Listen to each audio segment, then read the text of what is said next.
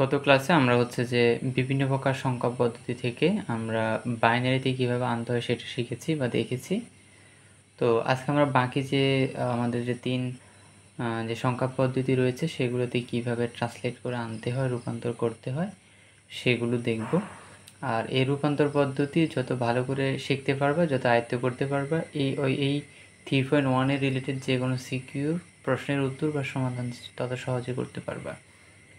আমি যদি প্রথমে আসি, প্রথম টপিকটাই হচ্ছে যে অক্টালে রূপান্তর করব, অর্থাৎ বাইনারি থেকে কিভাবে অক্টালে আনবো, হেক্সাডেসিমাল থেকে কিভাবে আনবো, দশমিক থেকে কিভাবে আনবো।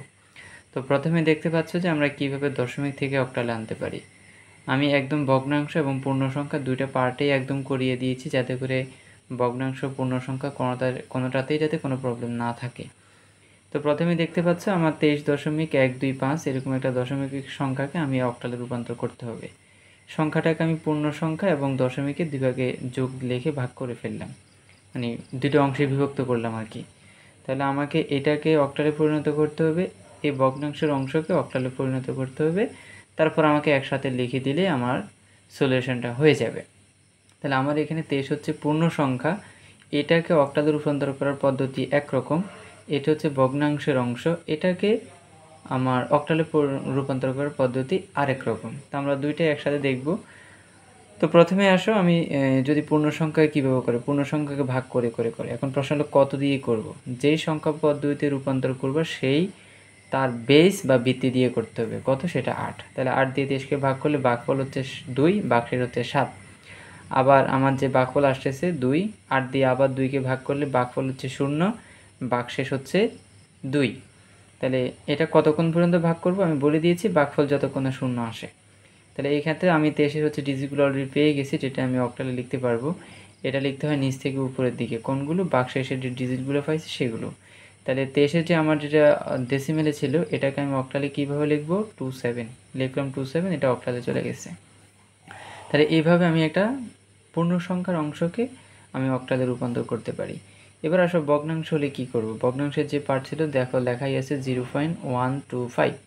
তাহলে যে 0.125 ছিল এটাকে আমি ওখানে করছি ভাগ, আর এখানে করব গুণ। কত দিয়ে ভাগ অথবা কত দিয়ে গুণ সেটা হলো আমি যেই সংখ্যা পদ্ধতিতে রূপান্তর করব তার ভিত্তি বা বেস দিয়ে। তো আমি যদি এখানে 8 দিয়ে গুণ করি তাহলে আমি পাচ্ছি 1.000। তো সেক্ষেত্রে আমি 1 মানে পূর্ণ অংশটাকে আমি এই পাশে নিয়ে আসবো। এক্ষেত্রে তুমি চাইলে এটাকে এইভাবে না লিখে 0.000 লিখতে পারো। এই পাশে আসলে শূন্য দেওয়া না দেওয়া এগুলো কোনো ইফেক্ট ফেলে না। আবার অনেক সময় মনে করো আমার যদি ফলাফলটা এখন এরকম আসতো, মনে করে এখানে টোটালি গুণ করে আমি মনে করি এরকম পাইছি, তাহলে এখানে আমার কি কোনো হচ্ছে যে পূর্ণ অংশ আছে? নাই। তখন তুমি এখানে কত লিখতে? 0 লিখতে, কারণ কিছু তো একটা লিখতে হবে। সেটা কত লিখবো? 0। এখন 0 ওই পাশে চলে গেলে এখানে কি আর বসবে? আসলে এখানে 0 বসলেও যা, না বসলেও তা, কারণ এর যেহেতু কোনো আসলে কোনো হচ্ছে যে আসলে মূল্য নাই, তাই না? তাহলে না দেওয়াটাই বেটার, তবে দিলেও কোনো সমস্যা আসলে আইহোপ হবে না। তাহলে আমরা ভগ্নাংশের অংশ হলো অক্টালে রূপান্তর করে ফেলছি, পূর্ণ সংখ্যাকে করে ফেলছি। ভগ্নাংশের অংশকে আমি দশমিক থেকে অক্টালে রূপান্তর করলে হয় এরকম। তাহলে আমার যেটা টোটাল যে অংশটা ছিল 23 প্লাস এত অথবা 23.125 এটাকে যে দশমিক অংশ ছিল এটাকে আমি টোটালি যদি একসাথ করে এখন যদি করি তাহলে 23-এর জন্য আমি পেয়েছি 27 আর দশমিক দিলাম, আর মানে দশমিকের যে অংশ ছিল, ভগ্নাংশের যে অংশ ছিল যে 0.125 এটার জন্য পাইছি 0.1, সেটাই আমি লিখে দিয়েছি। ক্লিয়ার? আই হোপ এটা বুঝতে পারছো এবং খুবই সিম্পলেস্ট একটা কাজ ছিল। এরপরে বাইনারি টু অক্টাল, এটা খুবই খুবই খুবই সহজ। বাইনারি থেকে অক্টাল করব কিভাবে? বাইনারিটা তোমাকে ডিজিট বা হচ্ছে যে টার্ম দিয়ে দিবে, এটাকে তুমি অক্টালে রূপান্তর করবা। তো এটাকে আমি একটু বাহির করলাম, খোলামেলা করলাম। রেডিক্স পয়েন্ট থেকে এদিকে আমি 3 ঘর করে সাজাতে থাকবো, রেডিক্স পয়েন্ট থেকে আমি এদিকে 3 ঘর করে সাজাতে থাকবো। খুবই গুরুত্বপূর্ণ। কোন জায়গা থেকে? রেডিক্স পয়েন্ট থেকে। রেডিক্স পয়েন্ট থেকে আমি এদিকে 3 ঘর, রেডিক্স পয়েন্ট থেকে এদিকেও 3 ঘর করে সাজাবো। তাহলে অক্টাল থেকে যখন তুমি বাইনারি থেকে যখন অক্টালে যাচ্ছ তখন 3 ঘর করে সাজাবে। যদি হেক্সাডেসিমালে রূপান্তর করতে বাইনারি থেকে তাহলে 4 ঘর করে সাজাইতে। কোন দিক থেকে? রেডিক্স পয়েন্ট থেকে এদিকে, অর্থাৎ এদিকে এবং এদিকে। আই হোপ বুঝতে পারছো। তাহলে এই যে 3টে আমি একটা ঘর সাজালাম, আবার 3টে এক ঘর সাজালাম, আবার দেখো 3টে এক ঘর সাজালাম। আবার এদিকে যদি যায় তাহলে এই 110 এটাকে একটা সাজালাম, 111 এটাকে আরেকটা সাজালাম, তারপর ছিল 01। এখন 01 কয়টা ঘর? 2টা ঘর। আমার তো 3টা মিলাতে হবে, তাহলে 3টা মিলানোর জন্য আমি একটা 0 দিয়ে দিছি, 0 দিয়ে তারপর 3টা মিলেছি। তোমার যদি এখানে যদি এরকম হইতো, মনে করো এখানে 0 নাই, তোমাকে 0 আমি দিই নাই, তোমাকে আমি শুরু করছি 1 1 থেকে, তাহলে তুমি এদিকে 3 ঘর মিলাইছো, তারপর এদিকে 3 ঘর মিলাতে গিয়ে দেখো যে একটা দুইটা মানে 2টা ডিজিট আছে, তাহলে সেই ক্ষেত্রে 0 দিয়ে তুমি 3টা ডিজিট মিলাবা। এদিকেও একই রকম কথা, দেখো 0 আর 1 ছিল, আমার লাগবে 3টা ডিজিট, তো আমি সেই ক্ষেত্রে 0 দিয়ে তারপরে একটা দুইটা 3টা মিলে ফেলছি। তাহলে যদি কখনো ডিজিটের শর্ট পড়ে যে আমাকে 3টা মিলাতে হবে অথবা 4টার ক্ষেত্রে 4টা মিলাতে হবে কিন্তু আমার শর্ট পড়ছে, তো যতগুলো শর্ট পড়বে ততগুলো হচ্ছে যে দিবা। যদি এখানে শুধু মনে করো মিলাতে সাথে দিকে মনে করো 1 আছে, তাহলে আমার মিলাতে হবে 3টা, তাহলে আর 2টা 0 দিয়ে 3টা মিলাবা। তাহলে আমার যখন মিলতেছে না তখন আমি যতগুলো লাগবে মানে 3 হইতে অথবা 4 যেটাই হোক ওটা মিলাতে যতগুলো শূন্য লাগে ততগুলো শূন্য আমি বসিয়ে দিব। এরপরে আমরা তো অক্টালের এই যে বাইনারি যে 00011 এটা অক্টালে কত আমাদের শখ তো ছিল, শখ থেকে দেখে দেখে লিখে ফেলবো।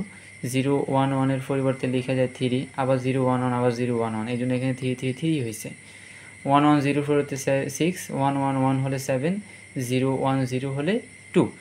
তো এগুলো আমরা একদম ছক থেকে সরাসরি দেখে বলে ফেলতে পারি, এটা খুবই সিম্পলেস্ট কাজ। তাহলে সুতরাং বাইনারির যে সংখ্যাটা ছিল এটাই করে আমি পেয়ে গেলাম 333, তারপরে রিক্স পয়েন্ট বসালাম, তারপরে ছিল আমার 672, এটা অক্টালের একটা সংখ্যা।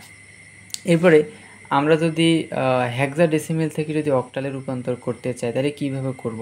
এটা সরাসরি করা যায় না, এটাকে যেভাবে করতে হবে সেটা হলো তোমাকে আগে যে হেক্সাডেসিমেলের যে ডিজিটটা দিল এটাকে তুমি আগে বাইনারিতে কনভার্ট করবা, তারপর সেই বাইনারি থেকে অক্টালে তো আমরা যেতেই পারি, যেমন একটু আগে আমি বাইনারি থেকে অক্টালে চলে গেছি, তাহলে আমি যদি হেক্সাডেসিমেল থেকে যদি অক্টালে বাইনারিতে যদি চলে আসতে পারি তাহলে ওই বাইনারি থেকে অক্টালে যাওয়া কোনো ব্যাপারই না।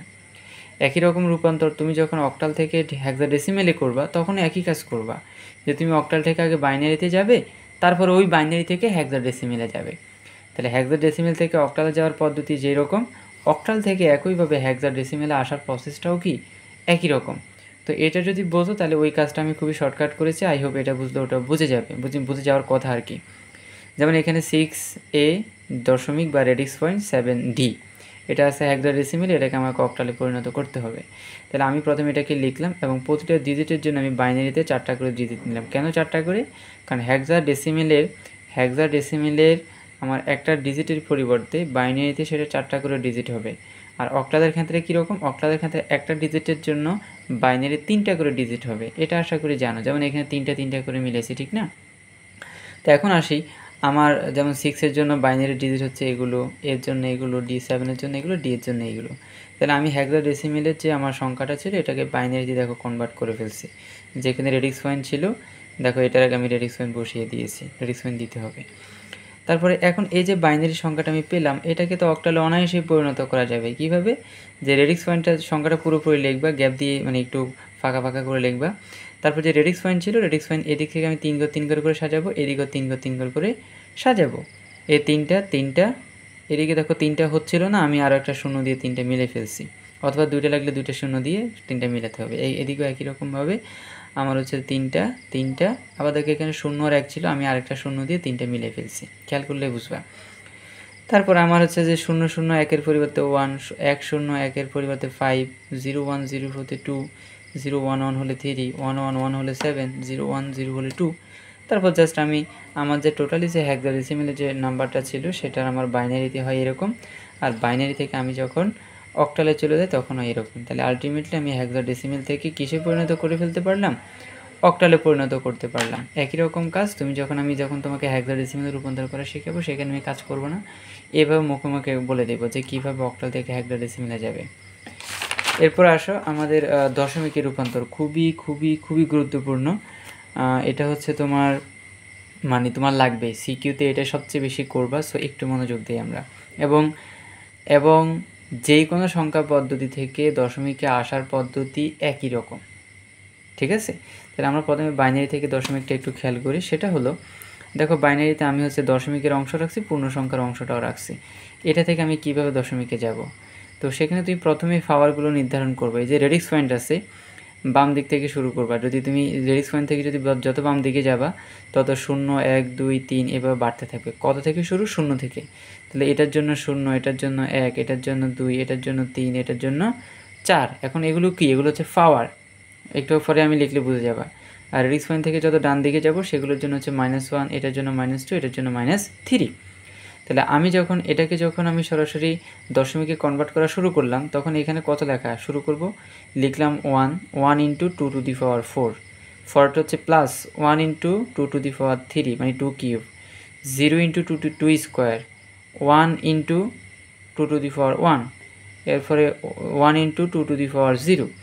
এইভাবে বসবে। দেখো আমি ওগুলোই লিখেছি, এখানে 1 লেখা আছে, 1 লিখলাম, ইন্টু পাওয়ার কত 4, কার পাওয়ার, 2 এর পাওয়ার। ক্লিয়ার?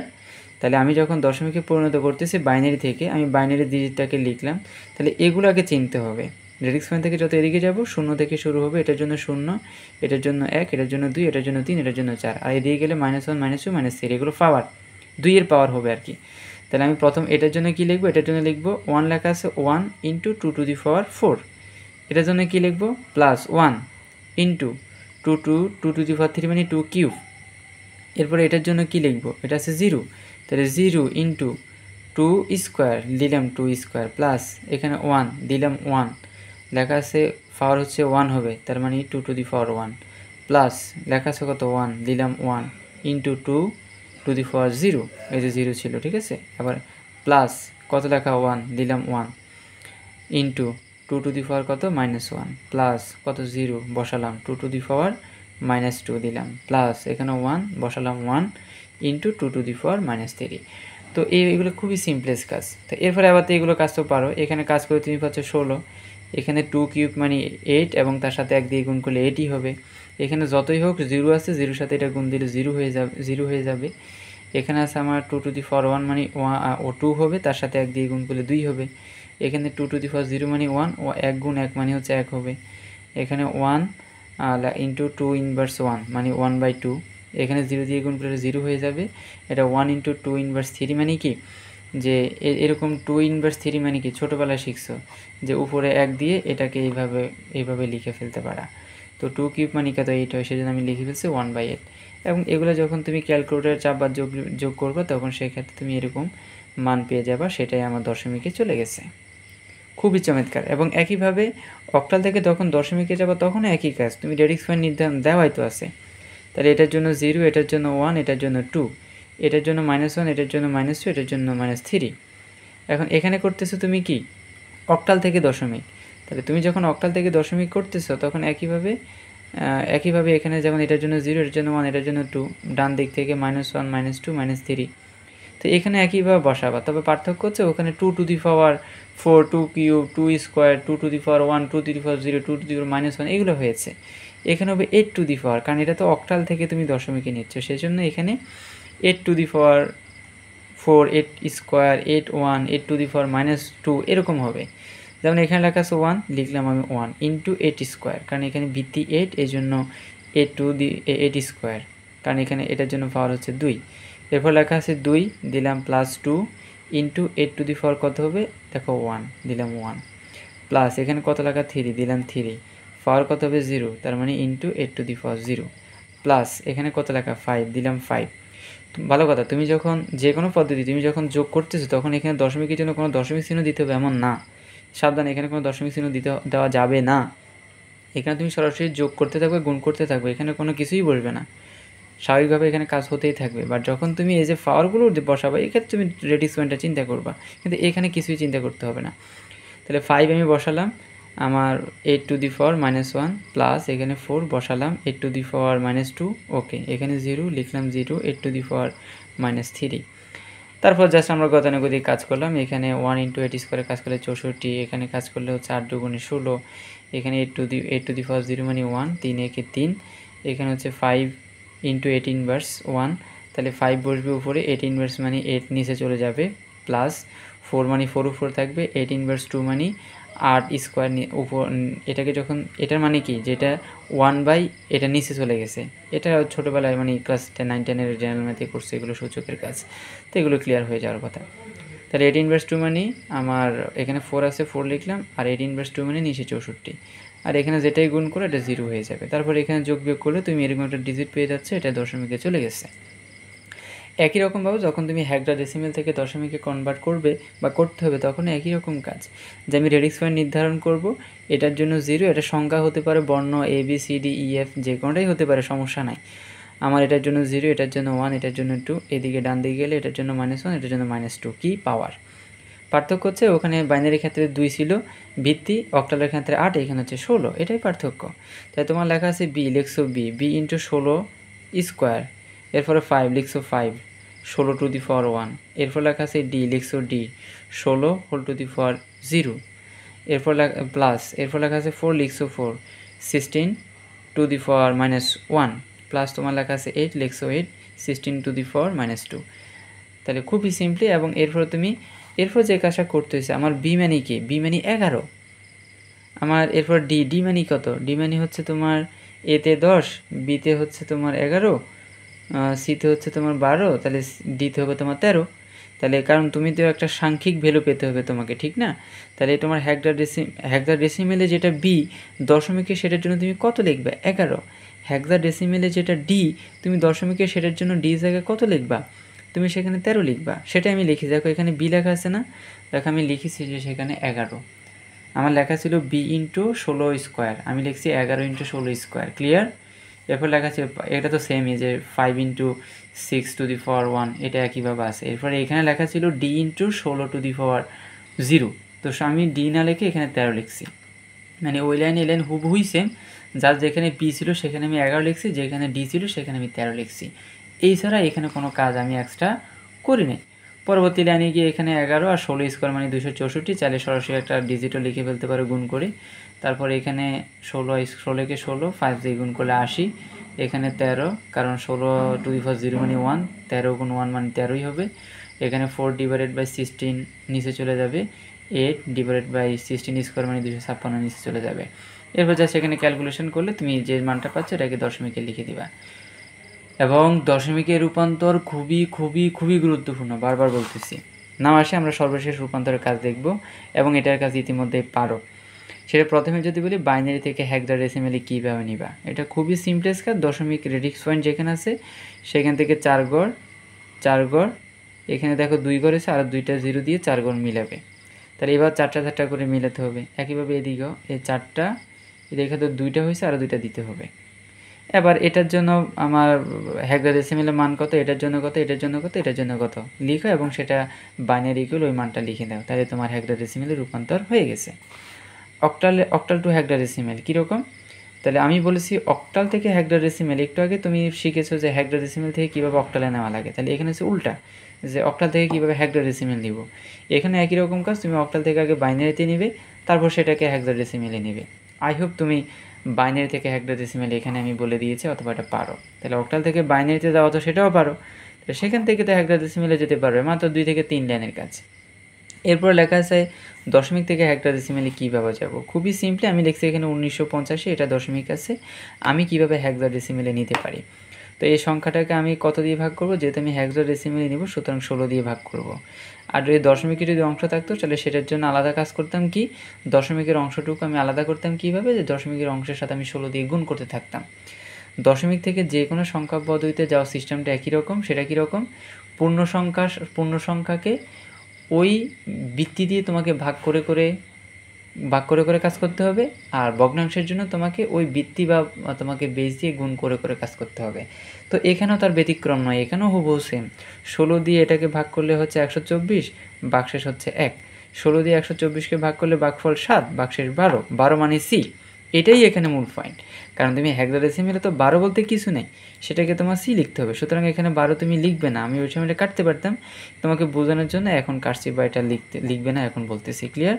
তাহলে এখানে তোমার ভাগফল আসতেছে 7, কিন্তু বাক্সের আসতেছে 12, তুমি 12 লিখবে না, কারণ তুমি এটা হেক্সাডেসিমেলে নিচ্ছ, তুমি সেখানে লিখবে সি। 11 আসলে তোমাকে লিখতে হবে বি, 10 আসলে লিখতে হবে এ, এভাবে তোমার 14 আসলে লিখতে হবে তোমাকে কি ই, এগুলা করতে হবে। এরপর 16 দিয়ে 7কে ভাগ করলে কোনো ভাগফল আসে না, মানে 0, আর বাক্সেস আসে 7। তাহলে আমি দেখো আমার ভাগফল 0 হয়ে গেছে, মানে আমি আর কাজ করব না। তাহলে আমি যদি এটাকে এইভাবে লিখি, MSB থেকে LSB দিকে যাই, নিচ থেকে উপরের দিকে, তাই আমি পাচ্ছি 7C1। তাই আমি লিখে ফেললাম যে এটা আমার যে দশমিকের সংখ্যা ছিল, এটাকে আমি যদি হেক্সাডেসিমেলে নিই তাহলে আমি পাচ্ছি 7C1 এবং এটা হেক্সাডেসিমেল। তো আজকে এই পর্যন্তই কাজ ছিল। Try your best. আমি আজকে 9টা রূপান্তরের কাজ করিয়েছি, এর আগে 3টা রূপান্তরের কাজ করিয়েছি। টোটালি 12টা রূপান্তরের প্রতিটা থেকে একটা একটা হলেও কমপক্ষে উদাহরণ দেখবে এবং অথবা নিজে সেট করবে, করে সেগুলো কাজ করবে। নিজে উত্তর মিলিয়ে দেখতে পারো, ক্যালকুলেটর টাইপ করে, অথবা আমাকে পাঠিয়ে দিবে, আমি সেটা দেখে জানাবো। ওকে, আজকে এই পর্যন্তই।